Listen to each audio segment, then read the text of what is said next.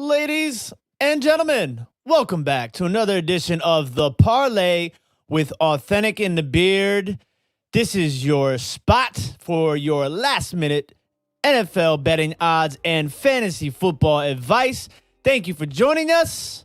Let me bring in the fellas, Awthentik and Scotty Booms. Everybody in the chat, make sure you wish Mr. Scotty Booms a happy birthday. His birthday was yesterday. He told me he turned 27 for the how many year in a row now? 6th year in a row, so I'm going strong here. 6th year in a row. I thought you was like 22, Scotty. I mean, I was 22 for 5 years, and then I turned 27. I'm going to be 27 for 6 years, and then I'll be 40 before I know it. So this is the show where we answer any fantasy football or NFL betting questions that you might have. So shout out to everybody who's watching us on Twitch, Facebook, Periscope, and here, of course, on the YouTubes. Thanks for the wishes, everybody in the comments. Appreciate you. I need the Scotty Booms how's your week vibes, man. You know what I'm saying? I like talking about my last couple days, man. Yeah, okay, yeah. So relax, we're all still waking up and stuff, you know. Yeah, I know. I just had my cup of coffee, man. How was your last couple of days since our last episode on Thanks, Thursday? man. I appreciate you asking, actually, man. That's very considerate of you.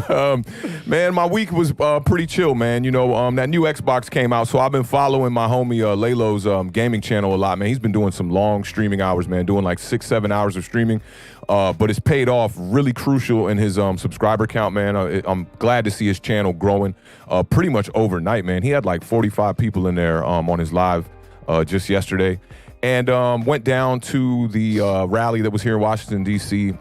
D.C. is on fire right now, bro. D.C. is pretty crazy. I don't know if y'all been seeing on Twitter or seeing in the media, man, but with the rally here, man, the native Washingtonians are not taking that too good, so you're getting a lot of brawls and stuff like that. I went out there with my camera, got a little bit more footage for this documentary and a book that I'm working on.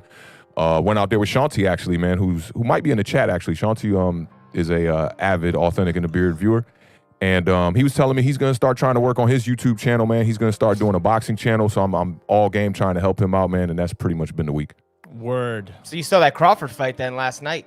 Ooh, yo, Scotty, during the pre-card, I had kind of muted it on my computer and stopped watching for a little bit, and then like I'm upstairs with Gretz, and I'm like, oh man, the fight's happening. I turned that joint on in like the third round, man. It seemed like that fight was like a good 2 minutes, and then homie was on his back. I mean, if Kell Brook was probably up on the scorecards too. I mean, Terrence Crawford always does it. Comes out early first round, doesn't really swing a lot. He just gets a feel for the way you fight, and then second, third, fourth round, it's game over. He went southpaw, and then he cleaned him up with that right jab. That was man, that strong right jab. And you're right about that with Bud Crawford, man. His strength, I think, to be able to walk through punches is one of the number one reasons why he can take out a lot of guys in this division.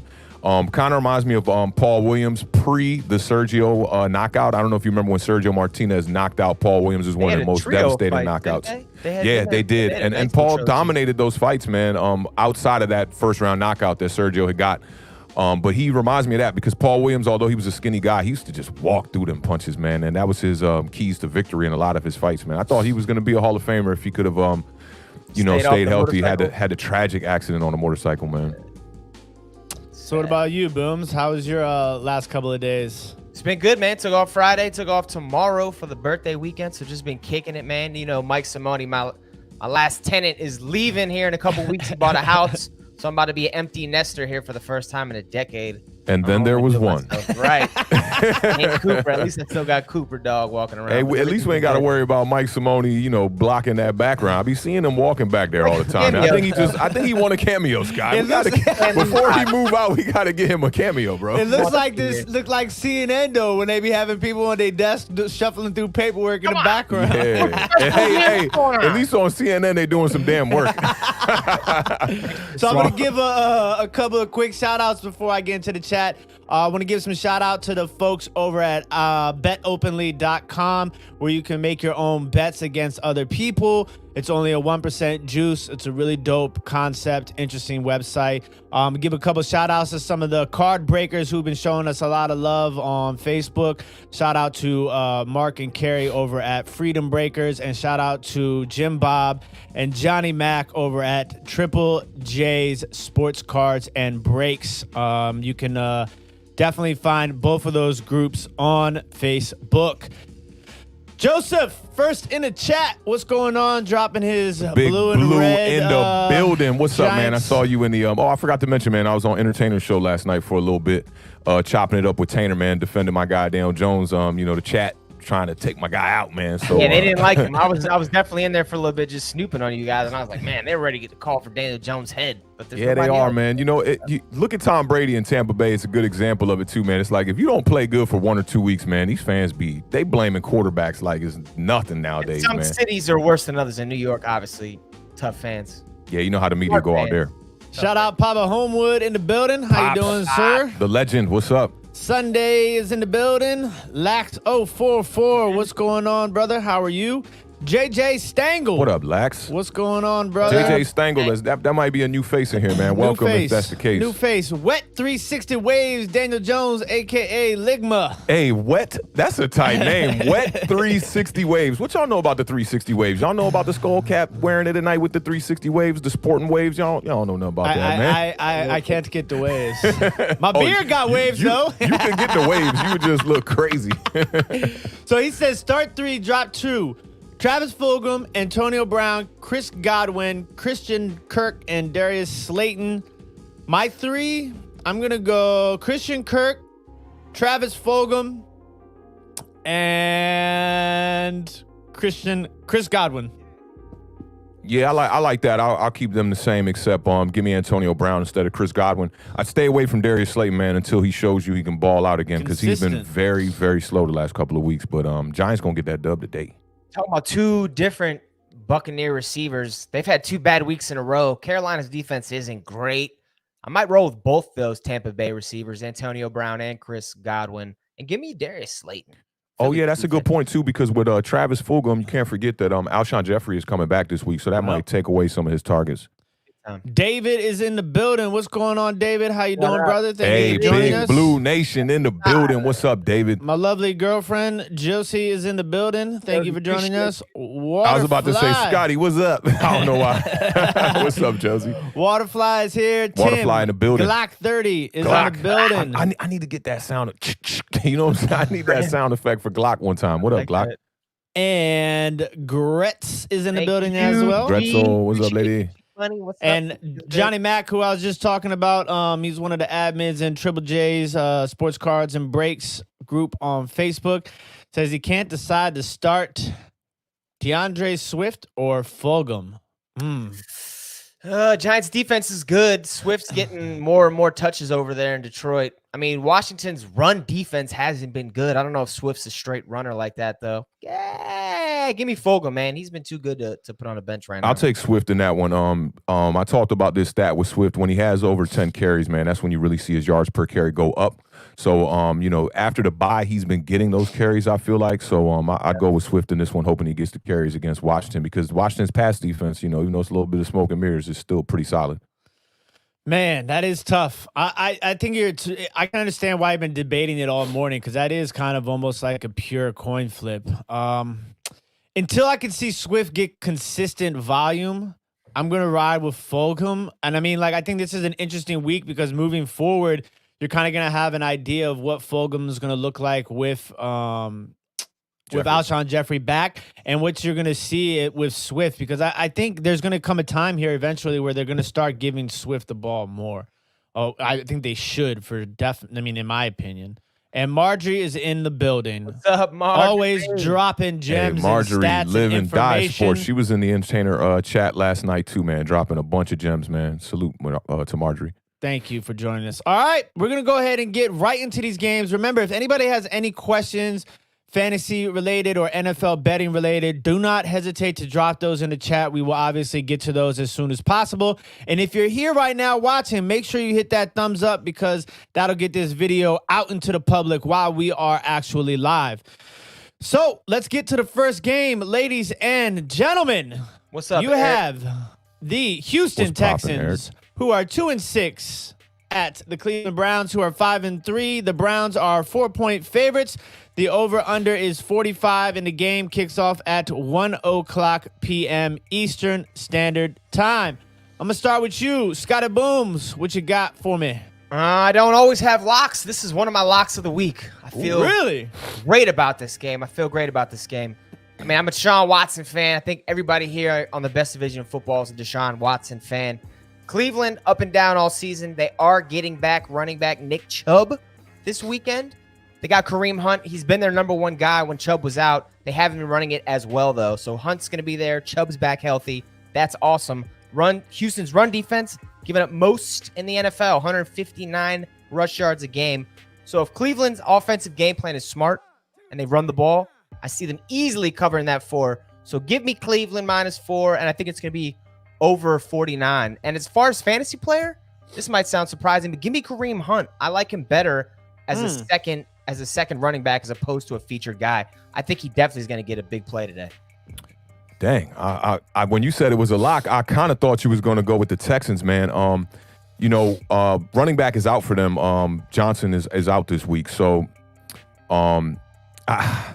I think Deshaun Watson is going to have a huge game here, man.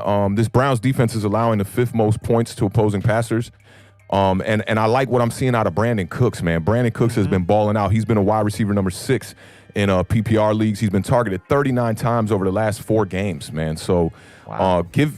I know that the Browns are going to definitely run the rock in this game because the Texans do struggle stopping the run. So fantasy-wise, I stay away from Baker Mayfield because I do think that the game plan for the Browns is going to be run the ball.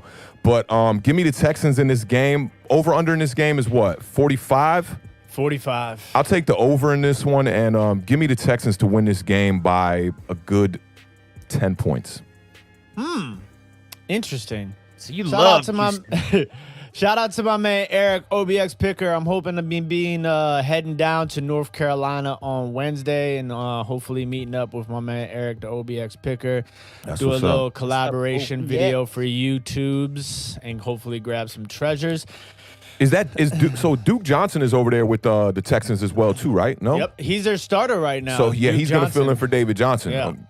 Man, Not Duke good. Johnson had some years with the Browns, man. I thought he was going to be like a perennial back for a while, man, and then kind of just fell off. I think the situation with him just leaving Cleveland kind of ruined him. And I like Duke Johnson today in daily fantasy on DraftKings, FanDuel, any of those websites because he's going to be super cheap. And they don't have another running back. So, I mean, they might, but I mean, Duke Johnson is going to be getting a bulk of the carries there. So if they run the football. Yeah, but the good thing which is I don't see them doing. The good thing is too, though, is that Duke Johnson, if I remember correctly, he's a pretty decent receiving back. Oh yeah, yeah. You know, so he can catch the ball out the backfield, and I think that's definitely that's important. You know, because you're getting a point per reception, so that's definitely something to look out for. Will Fuller is, always been one of my guys I go to. He's finally been healthy this year. He's had some solid games. I definitely think he's somebody to look out for. I wouldn't mind, stacking Deshaun Watson, Will Fuller, and Brandon Cooks, and then bring it back with maybe Nick Chubb. Will Fuller's got a touchdown in 6 consecutive games. Yeah. So that's kind of crazy for a while. Yeah, Tim just that is crazy, ain't it? That is real crazy. Like no 6 games, dog. Like that is Fuller, 6 ridiculous. touchdowns is a great season for a lot of people. You know what I mean? Yeah, Notre Dame Fighting Irish. Don't forget that. And he is Notre Dame won again yesterday. They are undefeated still. So just want to throw that out there. And speaking of Notre Dame, we got a question: Miles Sanders, Chase Claypool, or Brandon Ayuk? Oh, I'm going Brandon Ayuk today, 100%, man. They're banged up because I think he's going to be a pivotal part of that offense. They're going to run reverses. They got people who are injured in the wide receiver core, so I see him getting a lot of targets, and I see them actually running the ball with him a lot today. I mean, it's going to be a divisional game with San Fran and the Saints, so they usually keep it close. Shanahan knows how to make a game plan to keep games close, even when they're a big underdog. But with that being said, I'm going to go ahead and take Claypool. I like Pittsburgh's matchup today. I told y'all Pittsburgh overrated, man. You did say that. Pittsburgh overrated, bro. Them We were wins giving is them crazy. huge props the last 4 or 5 And you weeks, see the Titans now, man. You see the Titans slowly but surely kind of falling off a little bit back to what we thought they would be, which is a 9-7 football team, if you ask me. Titans are just famous for being 9-7. And the only other credible win on that whole schedule this year is against the Ravens. You look at Eagles, Cowboys, Giants, Texans, Broncos. You can only beat who you play, though. You know what I mean? Facts. I'm not saying they're complete garbage because they've had a cupcake schedule, but you got to take that into consideration. That 8-0 is overrated. I get it.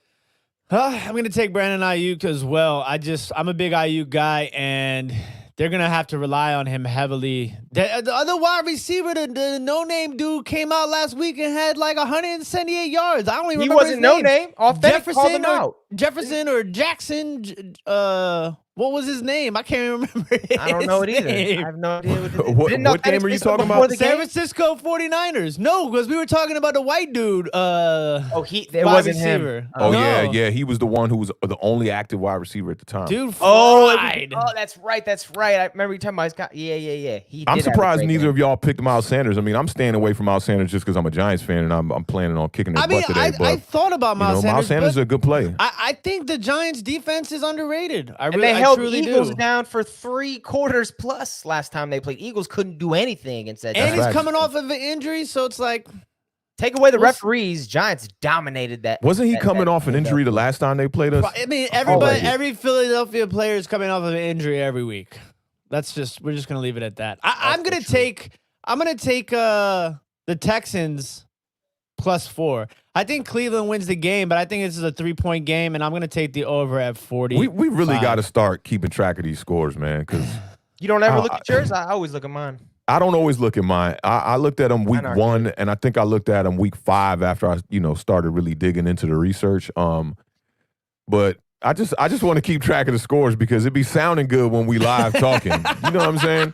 Give me the 3, and the way we be saying, how you got the football voices and whatnot. You guys write them down. If you guys write them down, send me a picture at the end of each show, and I'll start categorizing it. I got a Microsoft. All right, we definitely got to start doing that. I think that'll be a good look because I'll be feeling real confident picking these games, and then what if our numbers are horrible? Then we're just not going to release them. Hey man, I don't claim to be Skip Bayless. I mean, he's probably garbage at this too, but I don't claim to be a professional at this. But yeah, I'll give you my intake and I'll give you my input on it. Shout out to my man David checking in all the way from Ireland. What's going on? We are international, worldwide here at Authentic and The Beard. What's up, David? Worldwide. So next game on the slate is the. Oh, I know Glock is not feeling that take we just did on the Browns. So we got the Jacksonville Jaguars, who are 1-7, surprisingly, versus at the Green Bay Packers, who are 6-2. The Packers are 14-point favorites. The over-under is 47.5. Kickoff is at 1:00 p.m. Eastern Standard Time. I'm going to go ahead and start with Authentic on this game. Tell me what you got. Was talking about this with you off camera a little bit about the yards per attempt. You got to factor in the zeros. Rodgers should be able to pick apart this defense, man. They're 31st in yards per attempt, man. So Jacksonville's been struggling defensively. I like what they do with the young running back, James Robinson. I think he's a guy who will probably get his numbers today. He's running back 6 right now, man, in PPR leagues. I think that's a guy, if you don't have him in your starting lineup and he's on your roster, definitely keep him in the mix.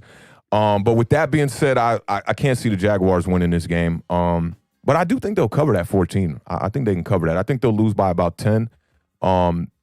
You saw some good spots from Chark last week with Jake Luton coming in. He had 7 catches on 12 targets for 146 yards and a touchdown. So if you could see a little bit more of that, I think Jacksonville keeps it close, lose by about 10. Over is 47.5. I'm looking at about 31-20, maybe 31-21. So yeah, give me the over. I think we'll get there. Booms. That over-under was at 50 just a couple hours ago, but I don't know if you guys know. I think the wind. The wind. This is what I'm going to talk about. The wind's a big factor today in Green Bay. It's going to be high winds. So that 13.5 points is too much for me when it comes to Green Bay. I like Green Bay to beat Jacksonville, beat them handily, but I don't think they're going to be able to, have like a 4-touchdown game like you sometimes see with Aaron Rodgers. So give me Jacksonville plus 13.5, under that 47. Jake Luton, Jacksonville's been good at finding these quarterbacks that can manage games. He didn't look that bad last week. No, he passed for over 300 yards. It's crazy. I mean, after the Gardner Minshew thing the last couple years, like maybe Doug Marrone's a good coach, I think. Yeah, I like Doug Marrone. Somebody in the chat said something about Tim's boy Lavichka, who he's actually out today, I think. I think he's been had a hamstring issue, but I think he might be playing today. I saw he's out. I swore I just saw it, but yeah. So the active list is going to come out here in about 8 to 10 minutes. The interesting thing is the slate is cut in half today. So you have 5 I think it's either 5 or 6 games in 1 o'clock, and then the other 5 or 6 games is at 4 o'clock. So it's going to be interesting. You're going to definitely have to keep an eye on that second half of the day active slate. It's going to be very, very interesting. But, everybody knows I'm a big LaVisca guy, but Shark has been balling out lately. I think he's averaging like 14. LaVisca Chenault ruled out. Ruled out? Yeah. So Shark has been averaging, I think, around 14 and a half fantasy points per game. And that's with all the, struggles here. I also really like James Robinson. Chris Thompson is back this week, so he might take away a few carries. He's been quiet this year. Yeah, he's been very quiet. So he might take away Thompson. A few carries, but James Robinson has been a solid sleeper, like underrated. Nobody really talks about him. So definitely keep an eye out on... Doesn't it make you a little hesitant picking running backs on a team that's a 14-point underdog? Yeah. Well, for they sure. might You not gotta run keep the that ball in after the consideration first because they might be down. You have to think about it like this, though. Think about the wind. Is there going to be a lot more running in this game because of the wind? Not if Jacksonville's down by 14 points. The wind won't matter. You're going to have to throw the rock. Very true. But we'll see. I mean, James Robinson could catch the ball at the backfield too, but that's where I'm kind of sketched out about Chris Thompson because Chris Thompson's primarily going to be the guy who's going to be running the plays out of the backfield if they're passing. Is that true, though? Is that true? Here's the thing about Jacksonville is, like, I don't get to see a lot of their games, like, on television. I get to just see a little bit of red zone action. But Chris Thompson seems like he's been a non-factor all year. I think he's been hurt lately. That's what's Aaron the Jones. problem's been. Aaron Jones is the fantasy start today for both teams. Facts. Just because Facts. If they don't throw the football, he's the best running back on the team. So are you staying away from Devontae Adams? No. You can't, right? You can't stay away from No matter if it's dude. 40, 50-mile-an-hour winds, you got to start Devontae Adams, in right? daily Dude, fantasy, it's Devontae Adams. daily fantasy, maybe don't touch him. But if you Yeah, don't, daily- Look, let me give you some stuff Daily on Devontae. fantasy, he's $9,000. Look, in DraftKings. Devontae Adams is currently wide receiver 1 in the NFL right now in PPR leagues, averaging good? Is that good? 28.1 per game, bro. That's insane. The next closest wide receiver is DK Metcalf, who's 7.1 points a game behind him. Come on, it's a no-brainer, bro. that's crazy. 28. Yeah, that's gonna 28 break a points record a if game. he keeps that up. That's insane. It's And wild. Jaguars defense is allowing 11th most to wide receivers. So, yeah, the only way that Devontae Adams doesn't get off is if they somehow get a crazy lead in this game without throwing the ball early and Aaron Jones is going off. They get that 14-point lead early. And, the Packers start coasting to a victory offensively pretty much and just trying to rely on their defense to stop the Jaguars. But, yeah, Aaron Rodgers, Devontae Adams, Aaron Jones, and James Robinson, must starts. Yeah. DJ Shark or DeAndre Swift? I think I'm going with Shark. Shark, I told you about the game. He's on fire. I'll take Swift just because wind. I don't know. They might not throw the football. They might not trust Bhutan. I like that. Bhutan's throwing all of 30 passes in his NFL career. Colin Johnson, I've been waiting for him to get some PT, man. I'm waiting for him to get some more burn. He's definitely a talented wide receiver for Jacksonville, so we'll see if he gets some play today. I mean, I'm gonna take Jacksonville plus 14, and I'm also gonna take the over at 47.5. Next game on the slate, gentlemen. We have the Tampa Bay Buccaneers off of a butt whooping. They are 6-3, 6-point favorites at Carolina, who is 3-6. The over/under is 51. Booms. Tell me what you got. Tampa Bay, like we talked about at the beginning of the show, they've looked bad 2 weeks in a row. They struggled against the Giants before pulling out that victory. And last week, they got blown out by the Saints. This is a team 3 weeks ago we were saying maybe the best team in football. Now, we don't even know if they're the best team in their own division. Carolina, though, I don't have a whole lot of faith. Tampa Bay's front four is still ferocious. They might get after Teddy Bridgewater. Here's a good Teddy Bridgewater stat. He's 21-4 against the spread in his career as an underdog. So, the man, like, he's always underestimated. We'll say that. I think he might actually be undefeated this year against the spread. 5 straight covers. Good job, Beard. Good pull on that. With all that said, only 6 points. I'm still going to go Tampa Bay. I see them winning by definitely a touchdown here. So give me Tampa Bay -6, and we'll go over that 51. Ronald Jones would be a player to look for fantasy-wise, though. They got a couple of running backs in Tampa Bay, but it seems like when they do run effectively, he seems to be a guy that gets it going. So I would definitely stream Ronald Jones if you got him on your bench somewhere. I'm a fan of Ronald Jones, definitely, but it just seems that Fournette is becoming more of their like every down back. 42.5% of the snaps in last game. He's also been in the game on most passing downs, which is crazy to me because I don't remember Fournette being a real threat as a receiving running back. Oh, he's crazy. Remember we had that He's a good run conversation with blocker. Mike Swan about Yeah, Leonard Fournette. and 70 even then- catches last year. Even then, I still didn't think he was really like, a threat as a receiver coming out of the backfield. And Mike Swan just loony. He said, what did he say? What he said, what has Leonard Fournette done in this league? Boy, people be smoking that good rock. But yeah, man, I like Leonard Fournette in this game. I think that the Bucs are going to be able to win this game pretty easy. I'm going to take the under in this game too because I don't think Carolina's going to be able to score enough points with Christian McCaffrey ruled out. What's up with Curtis Samuel? Curtis Samuel, is he out for this one? Not that I know of. As far as I know, he's active. We got the list coming in about 5 minutes. Yeah, give me Leonard Fournette as the main guy in this game. And I also think Tom Brady, you know how Tom Brady is. You kick his butt, playing against the Saints there. He's going to be coming back with a vengeance here. And I think people get down on these quarterbacks too fast, man. Brady's definitely coming off one of the worst games of his career. But, you got to understand this is the GOAT here. And this Panthers defense played Patrick Mahomes last week. They allowed 372 yards and 4 touchdowns. So I'm looking for Tom Brady to have a big day here. I'd maybe stay away from Ronald Jones in this game. Mike Evans was quiet last week, 4 catches on 6 targets, 64 yards. Look for him to have a big game this week too. So give me the Bucs. I think they'll cover, but as far as the over/under, I don't think we're gonna get there. Mike Evans kills me, by the way.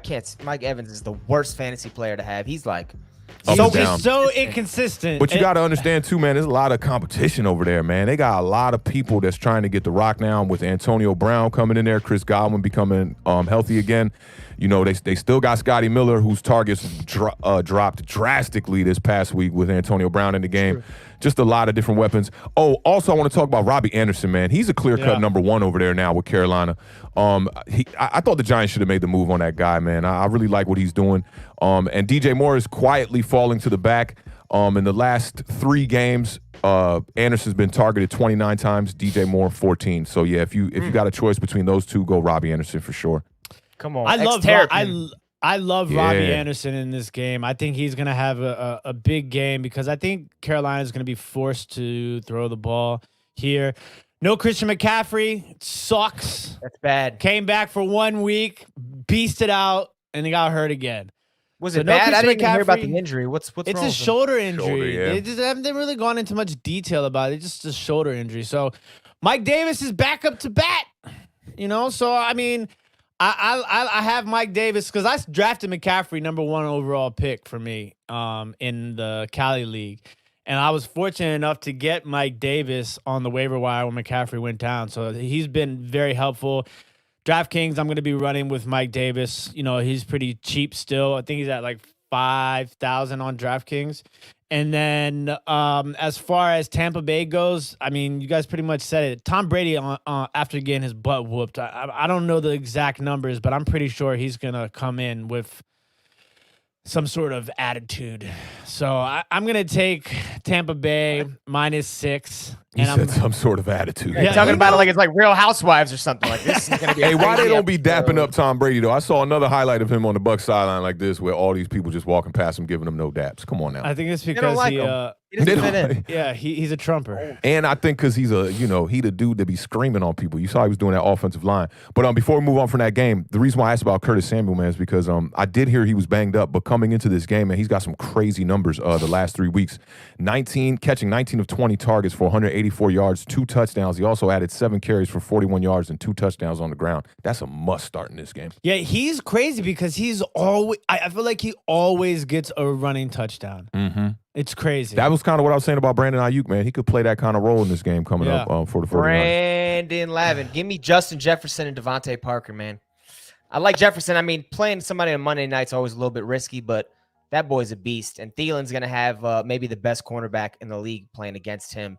So I think that's going to open it up for Jefferson. And then Devontae Parker, Miami, I mean, they've been doing their thing over there. They're going to score some touchdowns too. I second that. I'm going to go Justin Jefferson and Devontae Parker. Yeah. I mean, Jarvis Landry has his targets have actually gone down since Odell Beckham went out with the who's the young boy that filled in? Is that Higgins? Yeah. Higgins is getting more targets than Jarvis Landry over there. He's been the down the field threat. So I'd go Higgins before I go Jarvis Landry. But yeah, give me Jefferson.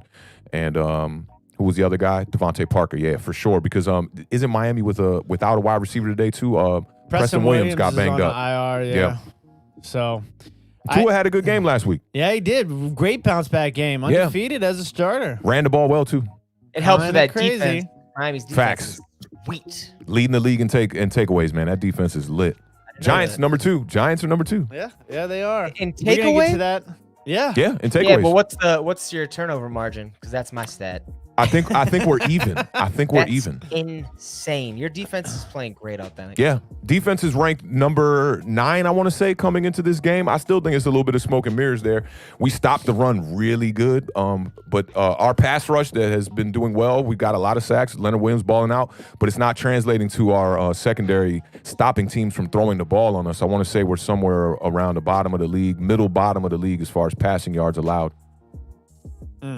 We'll give you Ryan Kerrigan. Let us get that Clemson D tackle, Dexter Lawrence. Yo, I proposed that to Kerrigan, Giants fans the other day, Scott, and they were just like, he's a little that too exact old. trade? Yeah, well, not that exact trade, but just going after Kerrigan, and people were not really feeling that. And he's got one more year on his contract with you guys, right? I believe so. This might be it. I don't know. No, I don't. I think it's one more. Be it. I thought everybody in the chat seemed to be leaning towards one more, but I'll look it up. All right, next game on the slate. Denver Broncos 3-5 at the Las Vegas Raiders, who are 5-3. The Raiders are 3.5-point favorites. The over/under is 51. This game kicks off at 4:05 p.m. Awthentik, tell me what you got. In this game, y'all know Darren Waller. He been balling out. I think this is a tough matchup, though, because Denver allows 11th fewest fantasy points to tight ends.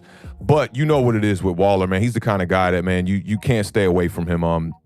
Might be the best tight end in the league. You know, I know we got Kittle. I know we got Kelsey. But if I'm starting a team right now, Darren Waller is just, man, he reminds me of Antonio Gates with a little bit more speed. Drew Lock proved me a little wrong last week, played a pretty decent game, but I don't like what I'm seeing out of Drew Lock for the year. You can't forget that they played the Falcons last week. Falcons are pretty terrible. They're allowing the second most fantasy points per game to quarterbacks at 26.8. So it's like, you kind of can expect a good game from any quarterback. I like Derek Carr, too, in this matchup. Derek Carr has been quietly having a pretty decent year. The one thing he needs to clean up is the fumbles. He leads the league in fumbles right now of any quarterback. But give me the Raiders in this game. I just think that offense is clicking. I like the coaching better over there.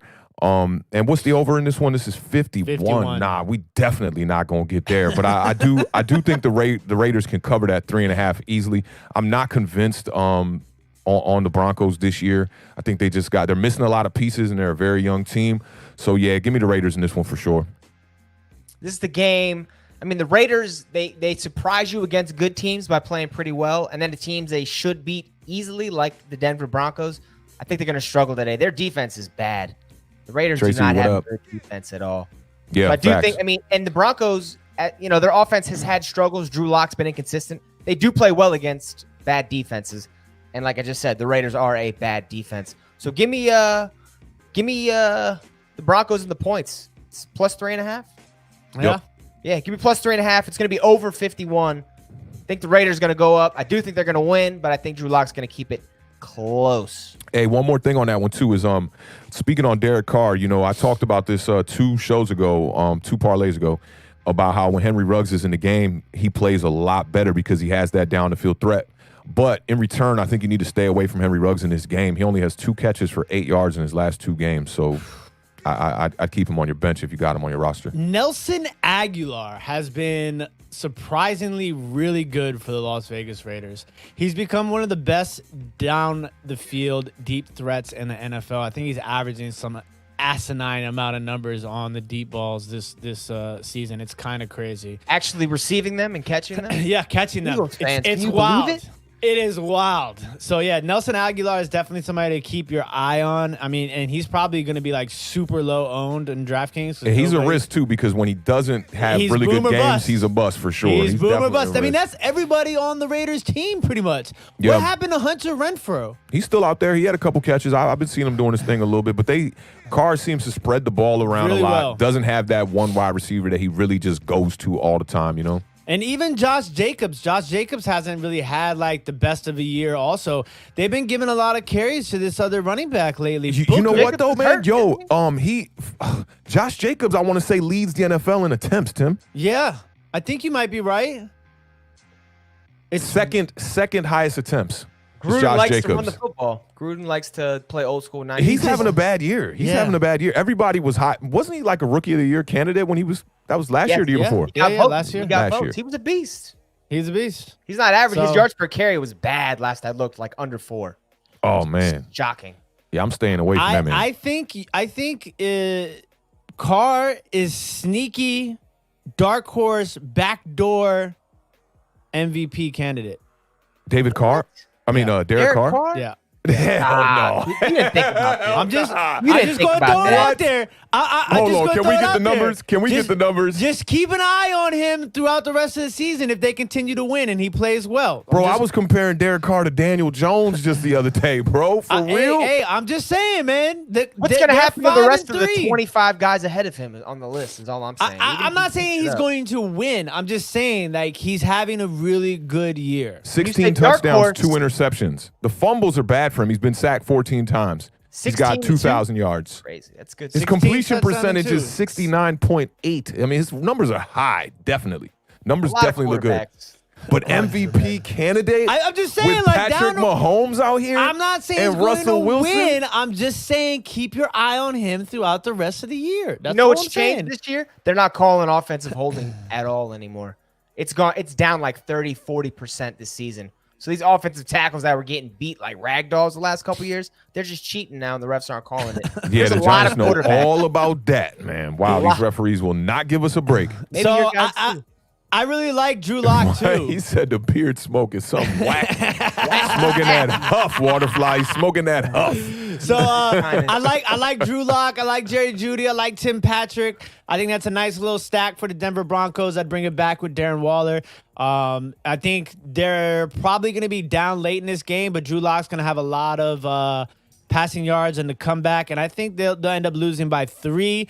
So I'm going to go with the Broncos plus 3.5, and I'm going to take the over on 51. Quick question before we get to the next game. Brandon wants to know Duke Johnson or Melvin Gordon. I'm going Melvin Gordon. I got Melvin Gordon in my lineup today. That doesn't mean anything. Duke What's your Johnson, though, record? you got to think about it. The Texans are not going to want to run the ball a lot today, man, and they probably got a good chance of playing from behind. So Yeah. you take a risk on Duke Johnson if you want to. Melvin Gordon has been balling all year long. I'm gonna he just been keep balling? on it. I don't Melvin know about Gordon? balling, but he's been playing well. Solid 10 points a game, every game. If you're getting I 10 give points that. a game, I didn't know that. I thought Melvin Gordon was having a bum season. If he's giving you 10 a game, I'll go Melvin Gordon. Hey, I told y'all I took risk on 2 older backs with Todd Gurley. Todd Gurley's been very good for you. They're Yeah, only both old. of them have been just about right even. Yeah, I'm going to take young. Duke Johnson, though, today. In today's You see, game. this is why I say we got to put this stuff down, man. Tim just said Derek Carr for MVP, and he said Duke Johnson over Melvin Gordon. I like it, though. We have to have. He's smoking that huff this morning, opposites. Scotty. You know what groupthink is? You know what groupthink is? It's a dangerous thing. It's when everybody in the same room thinks the same stuff. It means no one's really thinking on their own. So, we Hey, gotta have man, a how's that been group. working out for your pick record this year? Not Because great. me and Tim been making Not great. picks, and you been picking against us. You know, the way Small Boo's sample face size. just changed. Well, small sample size. I Yeah. give you that. I give you that. 16 weeks. We'll see where it all ends up because I don't know if you Facts. guys know. Tim talked about it before show. Go ahead, Colts. Help me down. I got that W against you too. You so you what's definitely up? got that You did. W, but You don't did. don't get it twisted. I talked about the Titans, man. They're a little fraudulent, man. That's not a good But you- team. That's but a you 9 and picked them. a 9 and But you 17. picked them. I picked them, and I told you the Colts games are the hardest games to pick, man. You never They know what are. you're gonna get with Phillip Rivers. Their defense comes out and shows up pretty much every game, but they're a hard team to gauge. They got 3 running backs getting carries over there. One of them doing backflips. It's very hard to judge that Tennessee's team. a hard team too. Both of those are impossible teams in my mind to know what they're going to do week to week.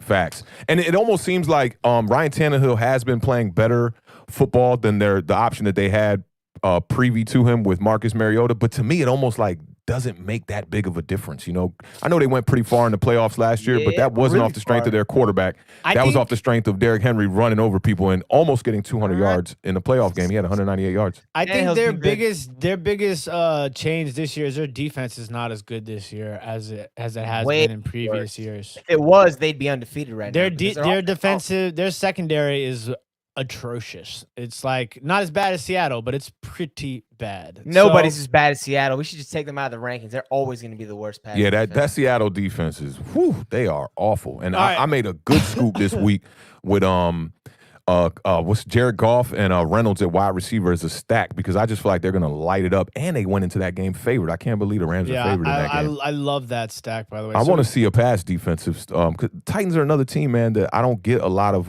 coverage for them. So Titans are allowing 277 yards per game. Passing yards. Sorry about that. Passing yards per game. So 277 yards. One to bench. I guess bench Gio Bernard. Ingram and Evans got higher ceilings. But Bernard, I do like Bernard this week. If you have to start a running back, Bernard's not a terrible option. But if those Are the Bengals going up against Pittsburgh? Steelers, yeah. Yeah, I'm sitting Bernard in that one. It's tough, but yeah, I think I'm gonna have to sit Giovanni Bernard too. Joe Burrow's probably gonna throw 65 times this game. You might have to. You might have I'll to. say 40. I'll give him 40. Next question. Pick 3. Cooper Kupp, Keenan Allen, Allen Robinson, Terry McLaurin. I'm going to go McLaurin, Keenan Allen, Cooper Kupp. Yeah, I'm right there with you. I'm not a fan of Allen Robinson. His numbers be looking pretty decent, but I'm not a big fan of him. The Bears offense is arguably the worst unit to watch in football on television. Like, you look out there, you're like, what is actually happening? So, I mean, Allen Robinson's a good receiver, but I'll fade him. Give me the other 3 guys. Allen. You see McLaurin, Brett and Favre Cooper came Kupp. out and said that the Eagles should have kept Nick Foles? No. Yeah, and you know, Doug Peterson used to be Brett Favre's backup. So that's like your homie telling you, hey, bro, you made a big major mistake by letting Nick Foles go. But I disagree with him. I don't know if America's taking Brett Favre seriously for like 15 Yeah, years. I don't take anything. I mean, with all that serious. pump faking he was doing with his retirement. Didn't he sound like a D-pick to some chick, too, a reporter? Like, come on, Yeah. bro. But at Once the you get same caught time, doing though, that- hey, I mean, we can't act like you don't see where his argument's coming from. Carson Wentz is playing some of the worst football, not only of his career, but in the league right now. He's go ahead. What's Nick Foles doing, though, you know? Yeah, Nick Foles is not playing great, but he's only been in for, 3 games now? 3 or 4 4 games, games? but he hasn't really done a whole lot since he's left Philadelphia. He hasn't, but he's not on a team that leads the league in turnovers, in sacks, and in interceptions. He's also You know first what I'm place. saying? He's also first place, though, so, you know, we'll see where they end up. Yeah, Gotta be Philly's 10 first and place with 5 and less 1. wins than the Bears, which is Eh. crazy. The Bears have a good record, actually, man. I do think the Bears are a little bit of they kind of faking a little bit too. They're not really a real good team, but it's wild how the Bears seem to always manage to be in this range in the NFL. They're never at the bottom with a really bad team, and I think we got to credit their defense, right? But they've lost 4 in a row, though. They're done. Yeah. Dang, have they lost 4 in a row? They started 5-1. Wow, that's tough. Yeah, so we'll see. Hey, but let me ask you this, though. If you had to pick a quarterback right now, Nick Foles or Carson Wentz, to go on for the next 3-4 years, who you picking? Carson Wentz every day of the week and twice on Sundays. I might go Nick Foles on that, man. You remember that Foles first is year he older came too, in, I man. think, isn't he? It was 27 touchdowns, 2 interceptions. I don't want either one of them. That I saw. one So, I season, saw. he I still God, saw. hey, can't just break the rules. You know, like, look, I posted this one joint on my Facebook the saw other it, day. I I saw said, I know, I'm going to let them know. Like, I was saying, like, would you rather have a yacht or would you rather have a castle? And everybody's like, I'm going to have a yacht in the backyard of the cat. Man, stop breaking the rules, cuz. It's one or the other, man. Right. Like, In yo, the backyard come of my grass. It'll sit in the grass. on. Right. Live Somebody's there. like, I want to have a pool on the rooftop and put a yacht up there. Like, man, bro, can y'all read? Come on, Get cuz. serious. I saw Nick Wright do a little thing on how Carson Wentz could be considered the worst quarterback in the league this year. I mean, you saw them numbers I just said? They lead the league in turnovers, interceptions, and sacks, bro. Like, come on, man. Hopefully, it continues today. Giants. So, Yeah, we need that. yeah, the next game on the slate is probably one of the more exciting games of the day. Probably one of the best for fantasy options. We have the Buffalo Bills, 7-2 at the Arizona Cardinals, who are 5-3. The Cardinals are 2.5-point favorites. The over-under is a whopping 56.5. Kyla Murray has been the best quarterback in fantasy football through 9 weeks in the history of fantasy football. Wow. So he's QB number 1 overall this year.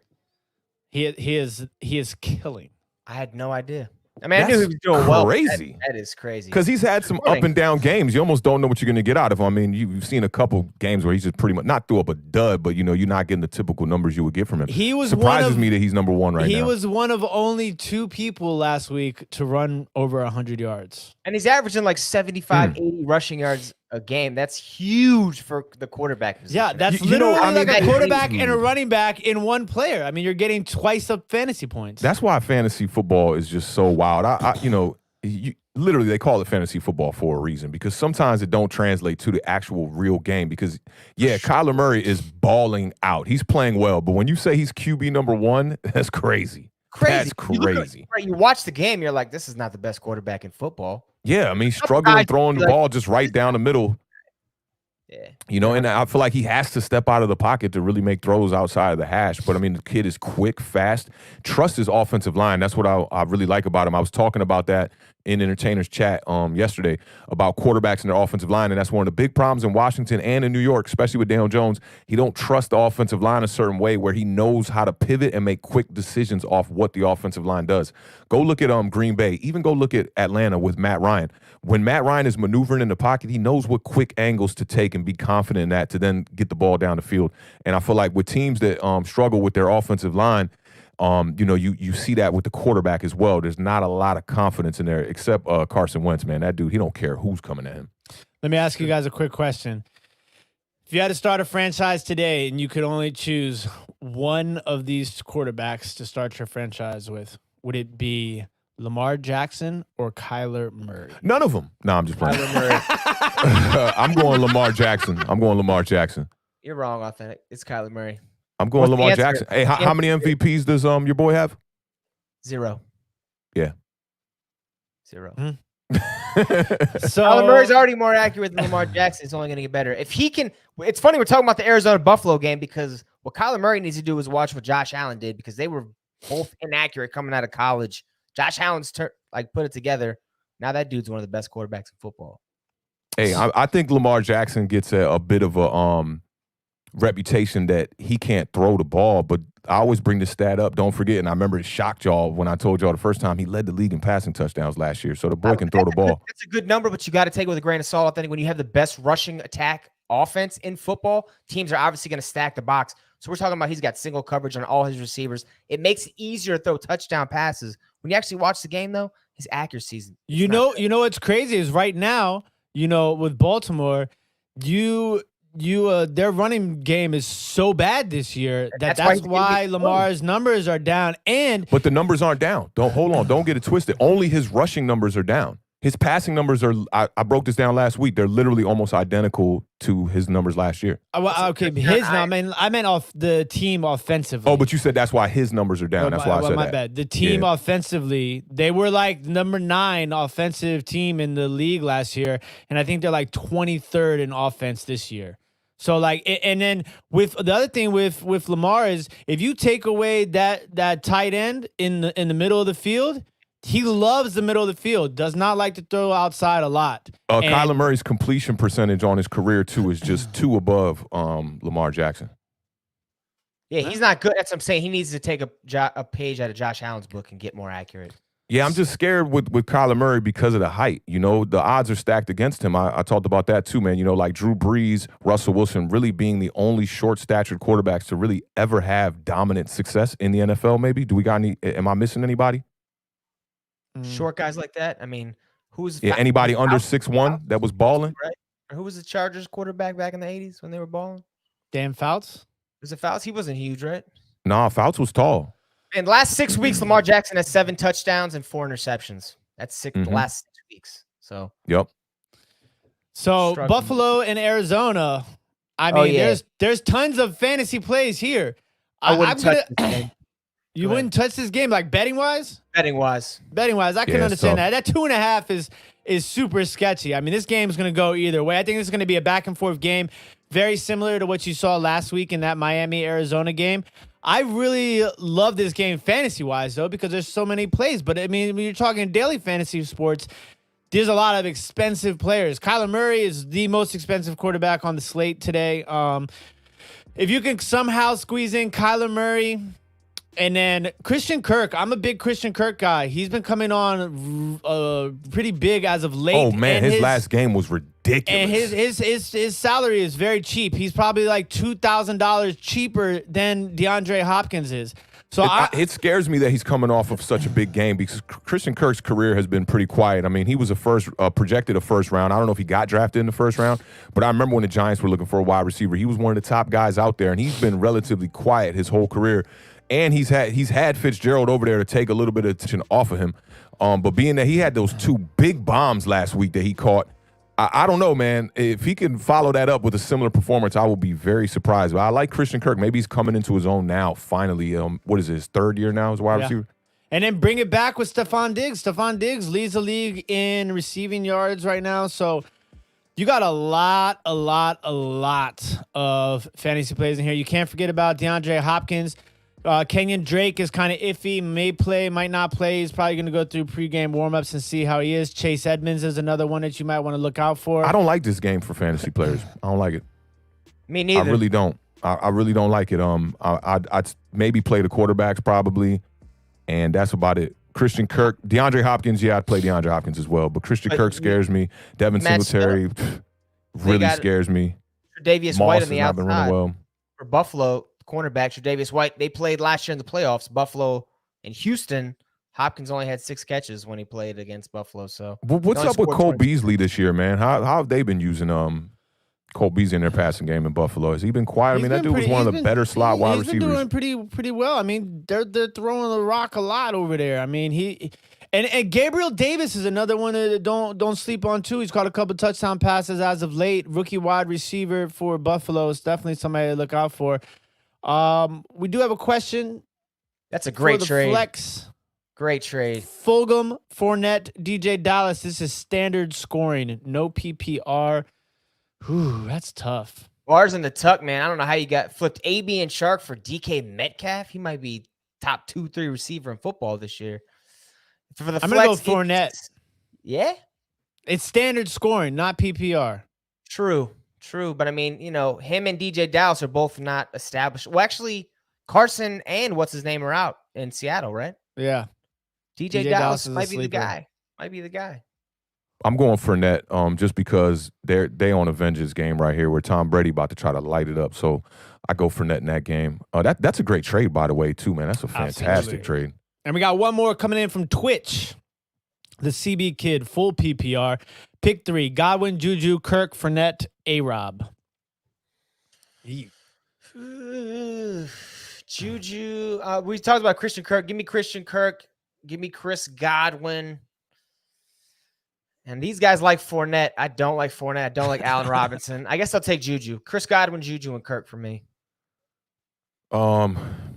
I'll go Godwin, Juju, and Fournette. I don't like the fact that Godwin and Fournette are on the same team, and there's no real stackability there. But, yeah, give me those 3. I'll go Juju, Kirk, and Fournette also. And in this game, man, I'm gonna take Buffalo plus 2.5, and I'm gonna take the over 56.5. It's crazy. Sounds about right, though. I'm not touching this game as far as betting, but if I had to take it, you're going to give me points. Give me Buffalo plus 2.5, over 56.5. I don't like Hopkins against Tre'Davious White. I wouldn't bench him if he's on your fantasy team, but maybe take a second thought if you're talking about daily fantasy. Awthentik? Oh, I got to make a pick for this game. I haven't made a pick yet? No. I thought I made a pick for this one. Give me the Cardinals in this game. And the 48.5, I definitely think we're going to get there. 56.5. Oh, 56.5. Oh, you already got the other game up. Yeah. That's what I was seeing. Okay. 56, yeah, we can get there. These are 2 high-scoring teams. I like Arizona to put up a lot of points in this game. And we're looking at, what is the spread in this? The spread was 2.5. Arizona's favored by 2.5. Yeah, Arizona going to cover that. All right. Next game on the slate is going to be the Los Angeles Chargers, the heartbreak kids of the NFL, on the other end of the heartbreaks, though, and the Miami Dolphins. The Chargers are 2-6, Dolphins 5-3. The Dolphins are favored by 1.5 points. and the over-under is 48.5. This is a really tough game. I love Justin Herbert. I think Justin Herbert and Keenan Allen is just them together is just crazy. I like Gesicki and Devontae Parker on the other side for the Dolphins. Scotty Booms, what you like about this game, brother? The game, it was 2.5. You said it's down to 1.5 now. Down to 1.5 now. I like Miami at -2.5. I like him even better at 1.5. I think the main factor in this game is going to be Miami's defense. We're talking about two rookie quarterbacks. They played well. Herbert's played really well, but I don't think he's seen a defense like Miami in a while. I think Miami's going to cover. They've covered in 4 straight games, so they keep getting underrated in Vegas as well. So you got to look for trends like that. Vegas will see a team one way, and it'll take them a couple weeks before they get off it. So if you see a team consistently covering as an underdog or a favorite, ride that team until the prognosticators start going their way. So with that said, give me Miami -1.5. It's going to be under 48.5, believe it or not. Even though with Herbert scoring like he is, I'm still going to have to go under 48.5. That's my thought. Yeah, give me the Chargers in this game, bro. I think that they've lost too many close games for a high-powered kind of offense like that. And I just think that the running game for the Dolphins is going to struggle today. I don't know if Matt Breida is going to be in this game, but Matt Breida and Jordan Howard, come on, man. This is going to be on Tua's shoulders. He's got Preston Williams out. So I don't see enough high-powered offense for them to be able to compete with the Chargers. I know Miami is leading the league in takeaways, but, you know, a lot of that seems to be a bit fluky, and they did get I want to say 4 in the one game. Kind of reminds me of the Giants. You know, we got the 5 in the one game against that one certain team. It used to be on your chest, Scotty, but today we have a new logo. I like that. Yeah, in case the chat didn't notice that. Yeah, so give me the Chargers in this game, and I think they're going to win it convincingly too. I think they're going to win it by like at least 10 points. See, wow. I think the Chargers are probably going to end up losing by 1 point. Give me the under 2 in that.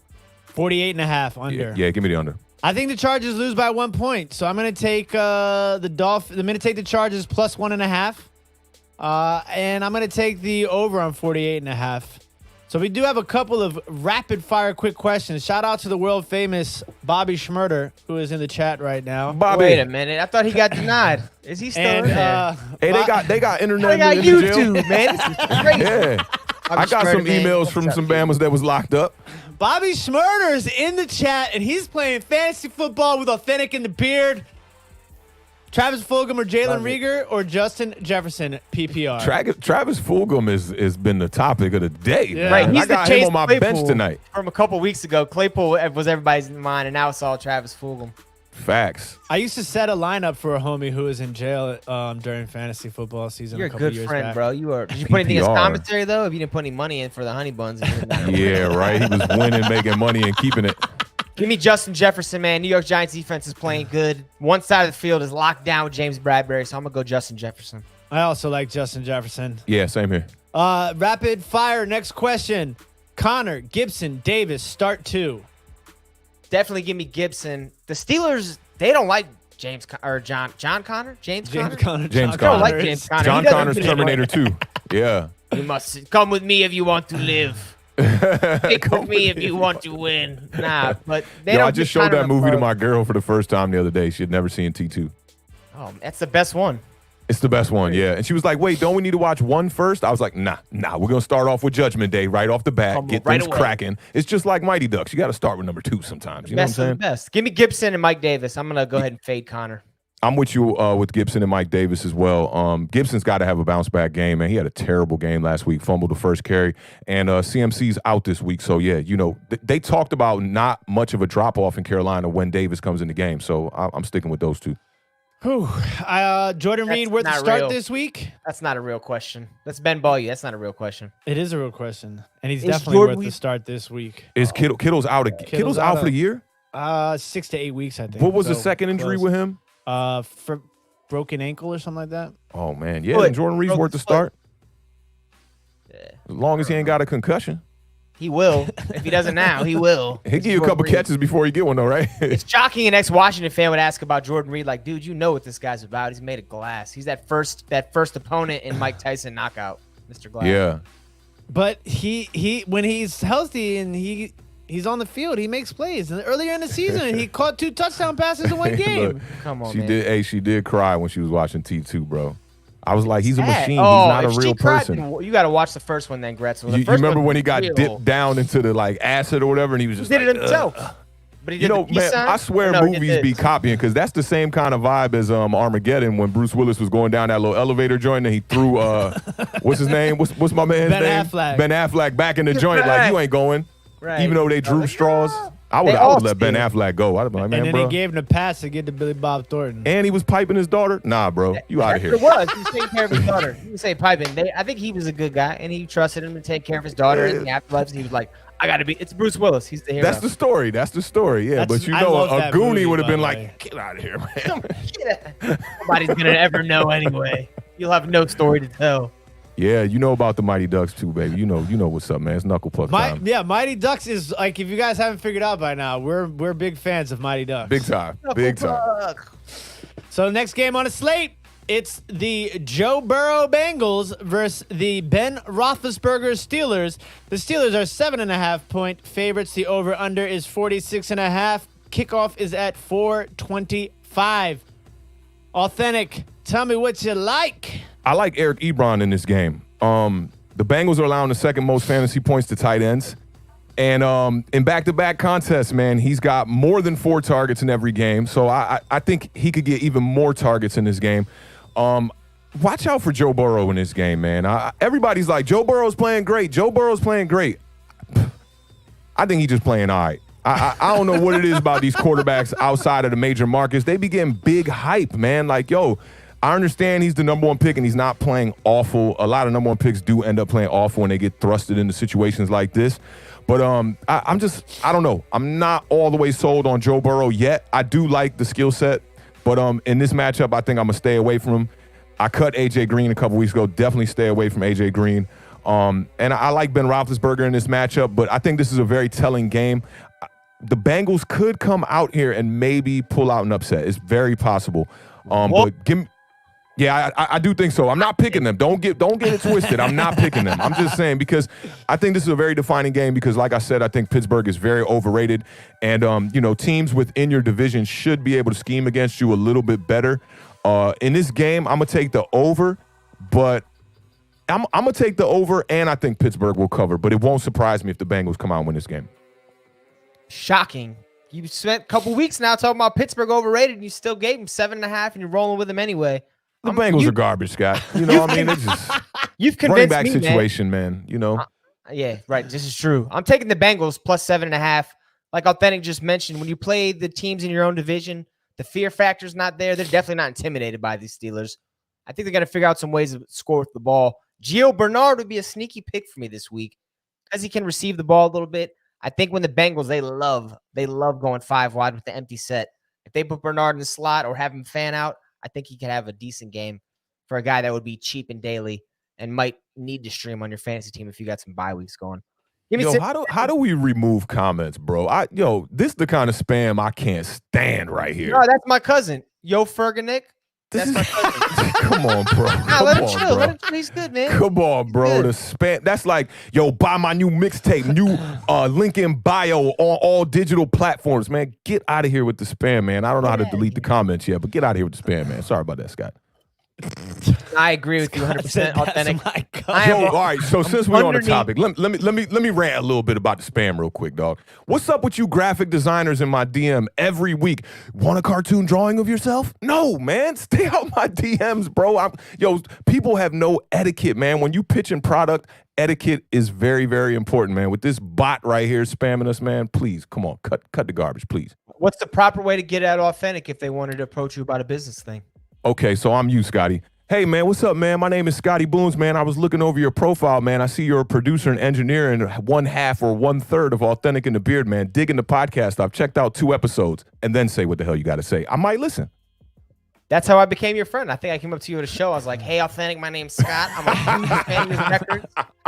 If I could maybe get in the entourage, I'd be good. I could offer some things, maybe. Some backstage passes, you know what I'm saying? But come on, man. I'm a guy all about etiquette, man. In business, and that's business, Come on, are you really trying? If you really want me to, buy followers? I don't even know what that says, man. They want you to become famous. Oh, yeah. Want to become famous? We are Scotty, famous. come We're on, it's Authentic and The 2020, Beard. bro. You want to become famous? What are you, Jermaine Dupri, and I'm crisscross? Man, get the hell out of here, man. Bro. Yo, I'm not. See, in the morning, I'm not having it. If you'd have caught me at Tuesday, Thursday, 7 p.m., I would have just been like, whatever, man. Get out of Come my on, face. dog. Can't wake up to a DM talking about want to become famous, man. Get out of here. Can't do it. Who am I flexing, Jers? I mean, I got to go Jefferson again. Definitely, I'm not a Langer fan, and Paul Mooney. I don't even know who Mooney is. I'm putting him on the bench for sure. He said Paul Mooney. Rest in Mooney's peace, the Paul rookie Mooney. wide receiver for Chicago Bears. Has been playing pretty good football. But Justin I'm gonna take Jefferson. Justin Jefferson. Got to. Paul Mooney, man, the late great for y'all that don't know, man. Did a lot of writing for Dave Chappelle on the Chappelle Show. Legend. Yeah, super legend. Josh Jacobs or Mike Davis? I'm taking Mike Davis. Mike Davis. But Give me Josh Jacobs. Jacobs' matchup against Give me Denver Jacobs. does sound pretty decent. Can't lie. Jacobs. That's a Nah, tough but call, let's get back Simon. to the Bengals. Bengals Steelers. Give me Bengals plus 7.5. I'm thinking under 46.5 points. I think the Steelers will hold down Cincinnati's offense. But on the flip side, I think that the Steelers' offense is not very sexy. They might struggle a little bit to put points up. So under that 46.5. And Bengals are off a bye week, so they're fresh. I'm going to take the Bengals plus 7.5. I'm going to take the over 46.5 also. This might actually be a good, interesting game. No. I'm intrigued. It won't be Possible. a fun game to watch, but it might be like an interesting game to recap later.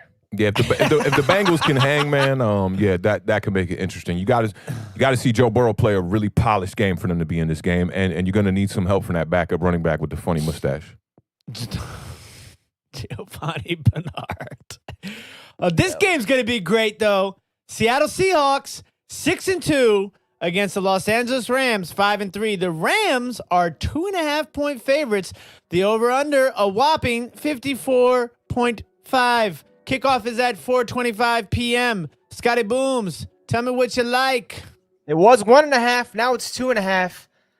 When the majority of people start putting their money down, because right now is when you get the sharps money. The sharps are the people in Vegas who do it for a living and they really know what they're doing. They wait for the line to settle down and then they jump on one. If they saw the Rams at 1.5 and liked it, put enough money down to move it to 2.5, we should probably be going with the Rams, which was my original pick. I'm not. I think that's the easy selection because we know how bad Seattle's secondary is. We're not taking into account Seattle's offense. They can score with the Rams. And the fact that Jared Goff, I don't know. He might be a guy that can make some mistakes against Seattle. Maybe take some bad sacks. Maybe an untimely interception. I'm going to go Seattle plus 2.5. And over 55. It's 55.5. That's a 54. That's a lot of points. I'll go over. Oh, Yeah, I'm with you on that. I'm gonna definitely take the over in this game. I'm gonna take the Rams to come out and surprise in this game, and I think they're gonna win this game convincingly a little bit. I think they're gonna win by like 10 points, to be honest. I like the Jared Goff stack. That's what I'm going with today. I'm going with Jared Goff and Josh Reynolds at wide receiver, hoping that we can get a touchdown. He's got 2 on the year. I think that'll be a good stack to start. And the Seattle Seahawks pass defense, bro, last in the league, historically bad. I think any fantasy play on the Rams offense might be a good look. At running back, Akers is coming back, bit healthy here, and I think you can start either one of the running backs. Forget the other guy's name. What's his name? Brown. Who's the second running back for the Rams? Malcolm Brown, Cam Akers, and Darrell Henderson. Yeah, so yeah, I think you can start either one of these guys. And it's kind of a toss-up, to be honest, but I like Goff in this game. I know you're saying, Scott, he might be able to make some mistakes in this game to cost him. But I like Jared Goff, and I like the system they run over there with McVay, so give me the Rams in this game. I also, when Authentic first talked to me about how because he had Tyreek Hill and Patrick Mahomes on a bye, and he went and picked up Jared Goff and Reynolds, I thought that was a great pick up and plug for somebody who's on a bye week. I think that they're poised to have a big game here. I mean, Robert Woods, Cooper Kupp, you can really take a choice. And Higbee might be back fully healthy this week, so that adds a second tight end to the mix with Everett. I think there's a lot of weapons in this game. DK Metcalf, though, I don't care who's guarding him, who they're playing against. DK Metcalf is slowly becoming, if not already there, Calvin Johnson, and is just uncheckable, unguardable. He is just that good. So, I mean, I think you got to find a way to put DK Metcalf in your lineup if you're doing daily fantasy for sure. As far as the game goes, I'm going to take Seattle plus 2.5, and I'm going to take the over 54.5. Not bad. What's up, Torres? What up, Lucas? What up, Trey Parlay? Thanks for joining us, fellas. Oh, what's up, Trey? That's Troy from your old neighbor. Mm-hmm. Yeah. Glad we put that together. Haskins. I popped into his live last night. He was live on 93.9 playing some music and stuff. It was pretty dope. That's what's up. I've been living in people's lives, bro. Literally. That's the 2020 way, man. Living in man. people's lives. Can you get a little deeper on that explanation? What are you talking about? Yeah, like anybody on YouTube who's streaming live, I'm in there. Oh, lives. Yeah, I'm in there, bro. You thought like TMZ, like Truman Show, like living through lives, like watching them or something. Come on now. I don't know, bro. I haven't seen you in a while. I only see you through the internet, Authentic. I know, man. That's how you got to build these relationships, man, and expand this network, man. I just been in lives. Bad Dog. I've been on the Hub. Entertainer. I was in Troy's joint last night. I've been in Laylo's live. I'm trying to get Laylo to come on this show too. Laylo's a Raiders fan. I wanted to get him to talk about Derek Carr a little bit. MVP candidate Derek Carr. Dark horse. Hey, man. Dark horse. Dark horse. I just said keep an eye on the man. I mean, you saw the numbers. He's having a good season. Just we don't miss a thing here. I love going back to the replay. Huh? Oh, it's going to be interesting when you get down to the end of the year and they're playing the Chiefs for first place in that division. What's up, Michael? They did take care of them that first time, though. They did take care of the Chiefs. Mike likes the Giants to cover that +5 I see down there. Yeah, we're going to get to that Giants game shortly. We got 5 games left to cover in the next 17 minutes. Oh, we're going to fly. Let's go. This is the last afternoon game of the day. The San Francisco 49ers are 4-5 and depleted against the New Orleans Saints, who are fresh off of a massive win against Tampa Bay. The Saints are 9.5-point favorites. The over-under is 49. Kickoff is at 4:25 p.m. Eastern Standard Time. Authentic, what you like, brother? I told you I like Brandon Ayuk in this game, and simply because the 49ers running back situation has been crazy. I mean, they've had so many people plug and play trying to play running back here. I think this week it's going to be Jerick McKinnon, who last year seemed like a better play. This year, not so much. So look for Brandon Ayuk to get a lot of reverses, maybe some catches, some screens. I'm looking for them to implement him in this offense. Pretty creative. I'll take the Saints in this game, though, man. And I'm going to take the under just because I don't think that the 49ers are going to be able to put up enough points. So I'll take the under in this game and look for the New Orleans Saints to cover. I like that under call, Authentic. I had over on 49, but I'm thinking now San Fran might struggle to score. But at the same time, they might have a good defensive strategy against Breeze to prevent him from having like a 5-touchdown game. Yeah. So I'll go under on that. I'm going to roll with you on that. Saints might be the best team in the NFC. Demolished the Bucs last week. Michael Thomas needs himself a big game. He was hurt most of the year, played week 1, played last week, hasn't really done a whole lot yet. But Nick Mullins, he started a grip of games, I believe, in 2018 when Garoppolo had an injury. He was 0-2 against the spread when he was a more than a touchdown underdog. He is a 9-point underdog. That would fall in that category. That tells me Vegas knows something about Nick Mullins. Not very good. Saints at -9 seems kind of like a trap pick, but I'm still going to roll with the Saints and the under. Hey, Scotty, and don't forget, man, this Saints defense is coming in this year very underrated, man. I want to say they're number 2 defense or number 3 defense in the league right now.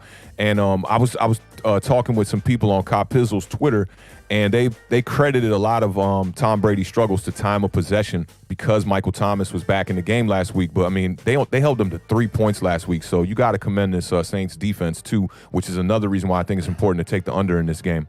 It's teams that have historically great offenses. The defenses always get overlooked, and no one ever talks about the Saints defense ever. In their Super Bowl year, they were a great defense. No one talked about it. Facts. I'm running Saints defense in daily fantasy on almost all of my teams today. So I just the combination of the Saints defense, the way they're playing, and Nick Mullins is just.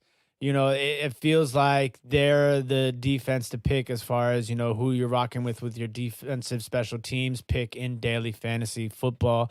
This game, McKinnon, Maybe in Jordan Reid for the 49ers. The Saints, I think Alvin Kamara has a crazy game today, so keep an eye out on Alvin Kamara. And I'm going to take the same thing as everybody else. I'm going to take the Saints minus 9.5, and I also am going to take the under at 49. I think it's going to be close, but I don't think they get to 49 exactly. Jay, man, I don't know if you play roulette, buddy, but if you keep betting black and it keeps hitting, you keep betting black. You got to go with Fuller in your flex, buddy. This guy scored Facts. 6 weeks in a row, you said, Authentic? Yep, touchdown 6 weeks in a row. Got to go with Will Fuller. Crazy, crazy, crazy. Sunday night game. Lamar Jackson, Baltimore Ravens, 6-2, 7-point favorites against Cam Newton and the New England Patriots, who are 3-5. The over-under in this game is a very underwhelming 43.5 points. Booms, what you got? 7-point spread still? I'm looking at the ticker waiting for it to come by. I don't see it. Yeah, seven point spread still. Ravens. I think some of the league has figured out the Ravens. Me and Authentic will disagree on this point, but I think they do still beat bad teams. And believe it or not, New England Patriots are currently a bad team. So 7 points is a lot against Bill Belichick, but I'm still going to roll with the Ravens to cover that 7. Under 43.5. I could see this being like a mid-2000s slugfest. Pat still got some people on defense, even though they lost a lot to the COVID. But I think it's going to be a low-scoring affair. Give me the Ravens and give me the under.